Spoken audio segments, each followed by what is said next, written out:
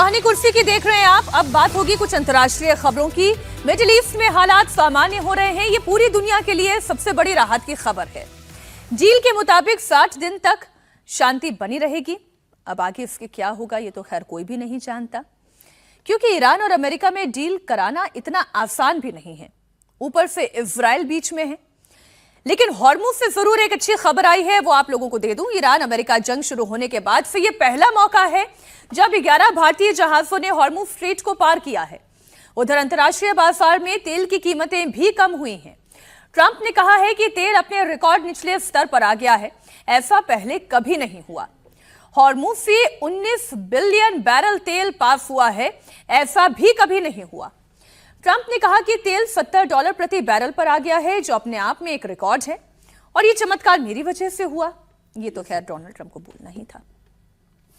वो और क्रेडिट ना लें, ऐसा तो हो ही नहीं सकता। हालांकि इस बात का क्रेडिट वो कभी नहीं लेंगे कि हॉर्मुज तो कभी एक संकट था ही नहीं, यह संकट भी तो आप ही ने दिया और ईरान को मजबूर किया कि वो यहां पर नाकाबंदी कर दे, और फिर आपने और उसमें रही सही कसर जो थी वो खत्म कर दी। आपने भी एक ब्लॉकेज कर दिया।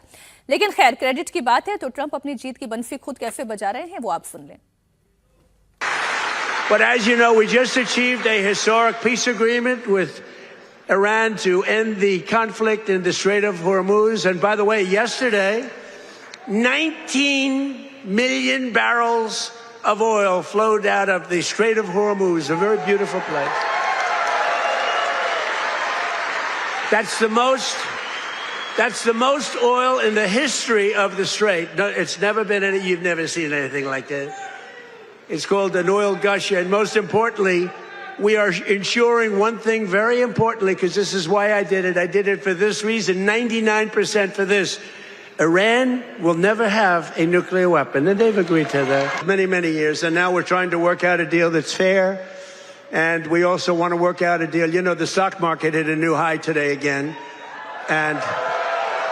And oil, for the first time in months, hit, think of it, $70 a barrel. So we got it 70. That equates to a very low price.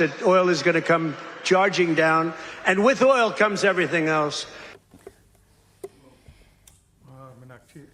हाँ जी, जरा क्रूड ऑयल पर से पहले जरा सा विजय जी भी बात पर 2 मिनट हम बात कर लेना चाहते हैं। विजय जी, आपने कहा आक्रामक, अनकॉन्स्टिट्यूशनल, हमने कहा नहीं आपराधिक कार्य।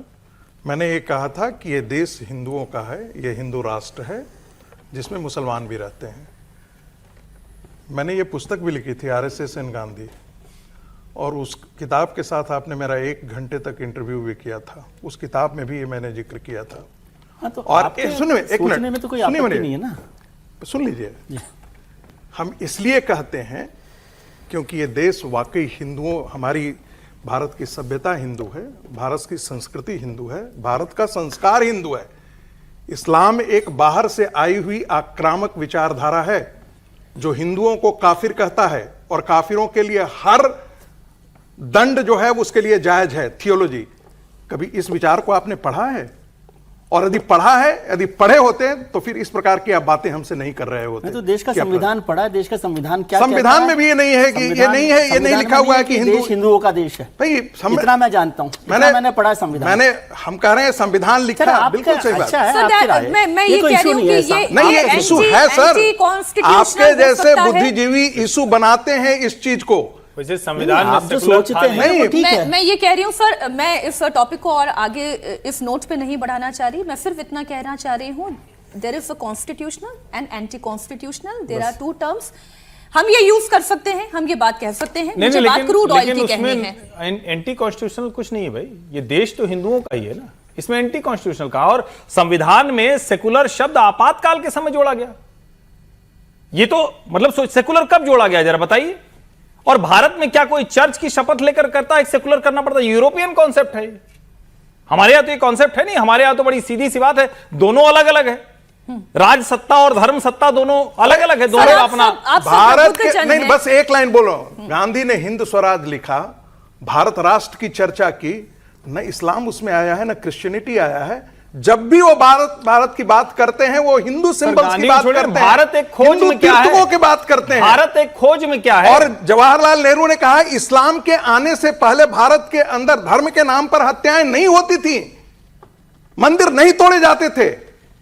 चूंकि इन सब सारे पापों को ढक दिया गया था कांग्रेसियों के द्वारा, सेकुलरिस्टों के द्वारा, इसलिए इसकी चर्चा नहीं होती है इस देश में। अब आगे बढ़िए। हम बात कर रहे हैं ईरान और अमेरिका की इस डील की। कभी कभी चर्चाएं गर्म इसलिए हो जाती हैं क्योंकि मतांतर होते हैं। मैंने फिर दोहराया, इस बात को मैं एक बार फिर से दोहरा देती हूं, कॉन्स्टिट्यूशनल और एंटी कॉन्स्टिट्यूशनल पर हम एक लंबी बहस कर सकते हैं, लेकिन कहानी कुर्सी के इस वक्त की आवश्यकता यह है कि हम ईरान और अमेरिका की जो लड़ाई चल रही है उसके बीच में जो भारत के लिए तेल का संकट खड़ा हुआ, क्या हम उस संकट से आगे बढ़ पाए हैं? बड़ी मुश्किल से बातचीत की टेबल पर हम आए हैं, यानी कि ईरान और अमेरिका की हम बात कर रहे हैं। काफी मुशक्कत के बाद अस्थायी समझौता भी हुआ, लेकिन अब दोनों न्यूक्लियर साइट्स के निरीक्षण को लेकर ये आमने सामने है। ईरान कह रहा है कि न्यूक्लियर साइट्स के इंस्पेक्शन पर कोई बात हुई नहीं, जबकि ट्रंप कह रहे हैं कि अगर इंस्पेक्शन नहीं करवाया तो मैं डील रद्द कर दूंगा।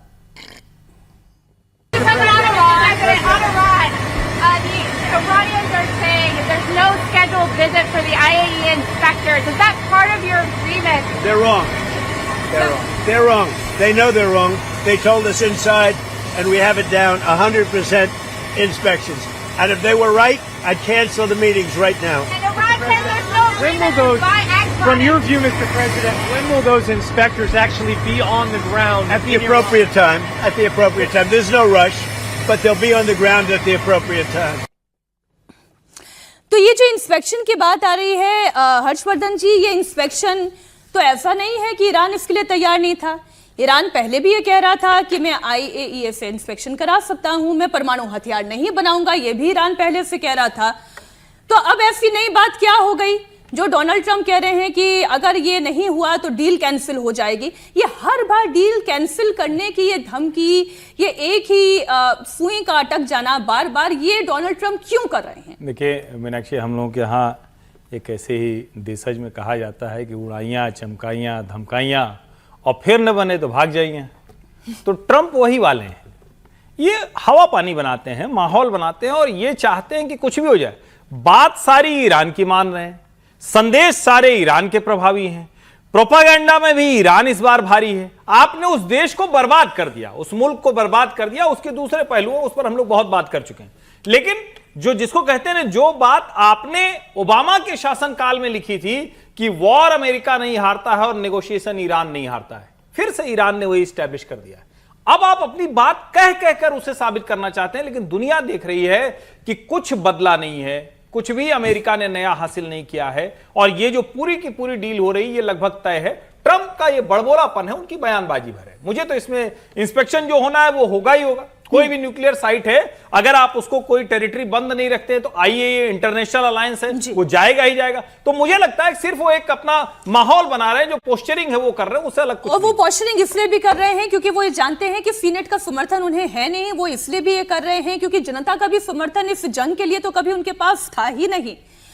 लेकिन जो बहुत इंपॉर्टेंट, सीनेट में भी हार गए वो आज। वही मैं ये खबर दर्शकों के सामने रखूंगी, लेकिन एक इंपॉर्टेंट खबर जो इस बहस में रह गई थी, दर्शकों के लिए तो राहत वाली खबर ये है ना, भारतीयों के लिए, कि 11 जहाज, जो भारत के जहाज थे जो वहां पर अटके हुए थे, वो हॉर्मुज को पार कर गए हैं। भारतवंशी तो इस वक्त ये बैठ के सोच रहे होंगे कि कब भारतवासियों को ये तेल थोड़ा सस्ते कीमत पे मिलने लगेगा। वो समय कब आएगा कि हमारा कच्चे तेल का दाम, क्योंकि अंतर्राष्ट्रीय बाजार में भी कम हुआ है समीर जी, अब उसका रिफ्लेक्शन धीरे धीरे इंडियन मार्केट पर भी दिखाई दे। $76.71 प्रति बैरल पर क्रूड ऑयल आ गया है। बिल्कुल, ये 11 जहाज जरूर भारत के निकले, लेकिन ये सिर्फ अभी एक फौरी राहत है, इसे एक लंबी राहत के रूप में नहीं देखा जा सकता। इसका मतलब ये नहीं कि आने वाले समय में बिल्कुल आराम से सारे जहाज निकलेंगे, जिस तरीके से अभी भी बनी हुई है। हालांकि ये रहा है कि हाउस ऑफ सीनेट में, मतलब सीनेट में आज उच्च सदन में ट्रंप को हार का सामना करना पड़ा, वहाँ पर उनको युद्ध लड़ने से रोक दिया गया। और अभी मार्को रूबियो भी बहरीन, कुवैत के दौरे पर है और जिस तरीके से जो संधि हुई है, जिस तरीके से बाकी बातें हुए, तो उनकी शंकाओं को दूर करने के लिए वहाँ पर वो गए हुए। और ईरान ने जिस तरीके से कहा है कि अगर इजराइल लेबनान पे अगर लगातार हमले जारी रखेगा तो स्ट्रेट ऑफ हॉर्मुज को लेकर हम फिर अपने हिसाब से शर्तें लगाएंगे। तो आने वाला समय मुझे लगता है कि अभी और कुछ दिन देखना होगा कि स्थिति कैसी बनी रहती है। क्या इजराइल लेबनान पर पूरी तरीके से हमले रोक देता है या इजराइल अपने हमले जारी रखता है? अमेरिका की क्या भूमिका होगी? और अब तो अमेरिका को मुझे लगता है कि इजराइल के पक्ष में ज़्यादा रहेगा, क्योंकि जिस तरीके से ट्रंप को लग रहा है कि अमेरिकन कंपनी अब जिस तरीके से ईरान के अंदर इन्वेस्ट करेगी, पैसा लगाएगी, अमेरिका को पैसा मिलेगा, अमेरिका की इनकम होगी। नहीं सर, ईरान की तो अभी जो भी नेगोशिएशन हो रही है उसमें चांदी चांदी दिखाई दे रही है, और जो अमेरिका के बात लिए, ईरान के बिल्कुल। राष्ट्रपति कह रहे हैं वो बहुत इंपॉर्टेंट है। वो ये कह रहे हैं कि अगर हमारे पास मिसाइलें नहीं होती तो हम गाजा बन गए होते, क्योंकि अमेरिका और इजराइल बेरहम देश है, इन पर भरोसा नहीं कर सकते। ये बात तो मानवता की करते हैं लेकिन किसी पर रहम नहीं करते, इसलिए हम अपनी मिसाइल क्षमता को लेकर किसी भी तरह का कोई समझौता नहीं करने वाले। आपको याद होगा इजराइल शुरू से ही इस बात को लेकर अड़ा हुआ है कि ईरान की मिसाइल की रेंज पर 300 किलोमीटर की कैपिंग की जाए। आप ये बयान सुने, फिर इस बयान पर भी चर्चा। بحث موشک ما در تفاهم نامه‌ای که داشتیم وجود نداره و هیچ وقت وجود نخواهد داشت. اگر ما موشکامون که برای دفاع از خودمون بود نبود، اسرائیل ایران رو و آمریکا ایران رو مثل غزه شخم می‌زدن و به پیر و جوان رحم نمی‌کردن. اینا از حقوق بشر دم می‌زنن. دروغ بزرگی است. و اگر ما نمیتونستیم از خودمون دفاع کنیم، قطعا کشور ما رو اینا رحم نمیکردن و قدرت ما رو نابود میکردن. در نتیجه هیچ وقت هیچگاه در مقابل توان دفاعی خودمون با هیچ کس گفتگو نخواهیم کرد. मसूद पेज़ेश्कियान जो बात कह रहे हैं उन्हें भी थोड़ा आत्ममंथन करने की जरूरत है। हाँ, अमेरिका का इतिहास ये कहता है, चाहे इराक हो चाहे अफगानिस्तान हो, जहां जहां वो जाता है वो तबाही लेकर आता है, वहां की इंफ्रास्ट्रक्चर, वहां की इकोनॉमी को ध्वस्त कर देता है। लेकिन जब लोकतांत्रिक व्यवस्था की बात करते हैं तो ईरान वहां खुद कहां पर खड़ा होता है? जो डर इजराइल का है वो वाजिब क्यों नहीं है प्रोफेसर साहब? भाई इजराइल का और ईरान का दोनों का मसला तो एक ही है, दोनों के लिए एग्जिस्टेंशियल क्राइसिस है। देखिए, चूंकि इजराइल को खत्म करने की शपथ ईरान ने ले रखी है, कहता है कि इजराइल के हम अस्तित्व को स्वीकार नहीं करते हैं मुस्लिम देश होने के नाते, तो इजराइल क्या करेगा? इजराइल अपनी सुरक्षा में तो उन ताकतों को मारेगा ही ना। भाई इजराइल की यदि ईरान के बैलिस्टिक मिसाइल यदि आज जाकर के इजराइल तक पहुंचते हैं तो अपने आप को खतरा मानता है, और यही कारण है कि वो चाह रहा है कि 300 किलोमीटर के कैप उस पर हो। लेकिन इजराइल के लिए है, ईरान के लिए है कि 300 मिले, वो अपने मिसाइल रेंज को बढ़ाएगा क्यों नहीं? वो अपनी सुरक्षा के लिए अपनी जगह ठीक है, इजराइल अपनी जगह पर ठीक है। दिक्कत क्या है कि इजराइल के अस्तित्व को नाकारते हुए सिर्फ मुस्लिम होने के कारण ईरान जो एक टेररिस्ट रेजिम को खड़ा करके और उससे जो बॉम्बिंग करवाता है, चाहे वो इजराइल के अंदर हमास के थ्रू करवाता हो या हिजबुल्लाह के थ्रू कराता हो, इधर हूती को पैट्रोनेज देता हो, ये गलत है। आप 1500 किलोमीटर रखिए, 2000 किलोमीटर रखिए, ये अमेरिका का कंसर्न है, यूरोप का कंसर्न है और इजराइल का कंसर्न है, लेकिन उसको अधिकार है। लेकिन उसको यह अधिकार नहीं है कि वो हूती, हिजबुल्लाह और हमास को जैसे टेररिस्ट ऑर्गेनाइजेशन को संरक्षण देते रहे। उसको मारने के लिए यदि इजराइल कोई भी प्रयोग करता है या मारने के लिए जाता है, और उस पर जब ईरान आकर के उनको पीछे खड़ा होकर के कहता है कि ये पूरी समझौता हम रद्द कर देंगे, तब लगता है कि तुम टेरर रेजिम के साथ खड़े हो, तुम टेरर को सपोर्ट करते हो, जिस प्रकार से पाकिस्तान करता है। लेकिन मेरे लिए सबसे ज्यादा अभी दिक्कत एक आ रही है, पेज़ेश्कियान जो है वो आज कल जो थे वो पाकिस्तान में थे। पाकिस्तान और ईरान इन दोनों के बीच में यदि घनिष्ठता बढ़ती है तो भारत के लिए स्ट्रेटेजिक लॉस होगा। मैं इसकी ओर ज्यादा कंसर्न हूं, मैं इधर जरूर ध्यान, मुझे लगता है कि ये एक चिंता का विषय भारत के लिए होना चाहिए। इस पर विजय जी, ये तो बड़ी वाजिब चिंता है, ईरान और पाकिस्तान जितना क्लोज एज बनेगा, लेकिन ये कोई नई बात भी नहीं है।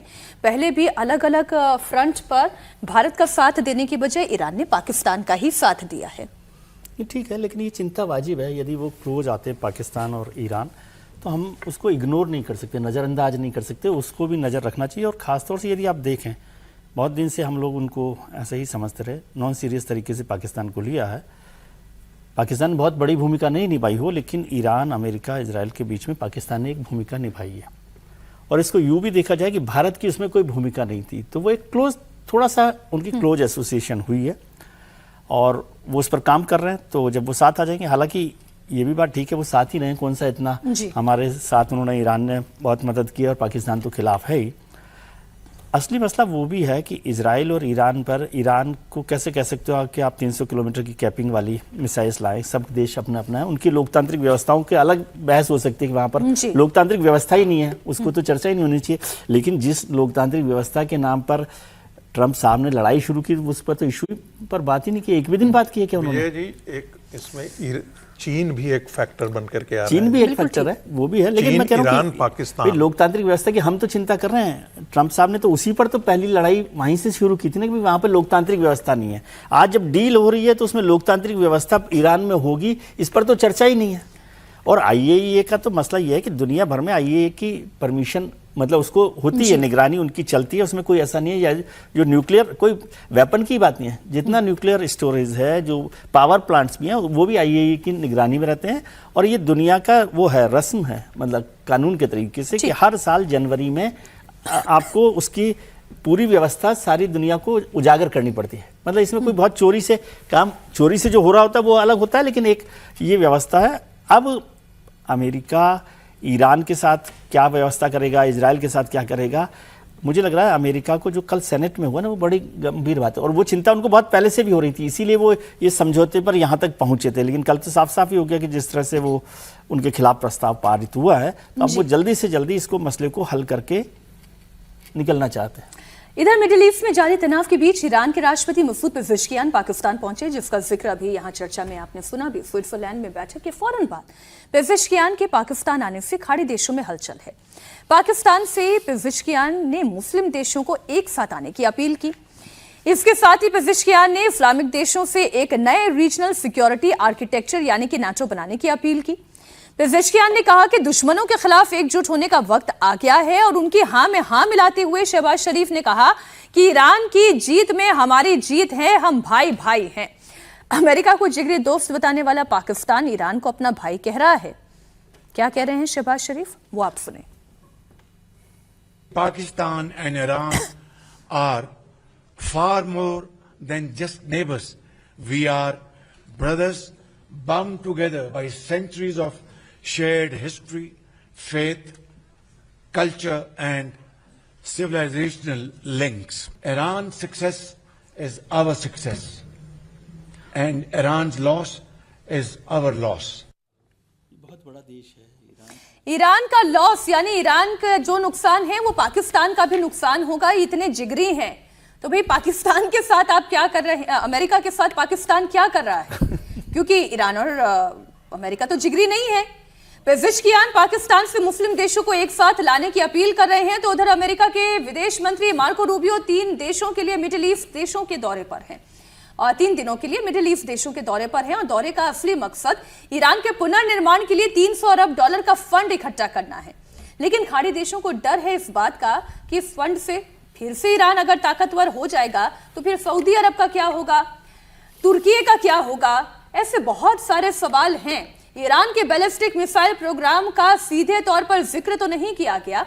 खाड़ी देशों के बीच में एक डर इस बात का जरूर है कि ईरान फिर मजबूत हो गया तो उनकी पहचान क्या रह जाएगी, इसलिए वो ईरान को फंड नहीं देना चाहते। तो दोनों बातें हैं हर्षवर्धन जी, एक वो कमिटमेंट है जो ईरान और पाकिस्तान के बीच में हो रहा है, मसूद पेज़ेश्कियान और पाकिस्तान के प्रधानमंत्री शहबाज शरीफ के बीच में, और एक इधर रूबियो जो है वो खाड़ी देशों में घूम रहे हैं, लेकिन अब कितना समर्थन मिलेगा उन्हें, कितना डॉलर वो जुटा पाएंगे, ये एक सवाल है।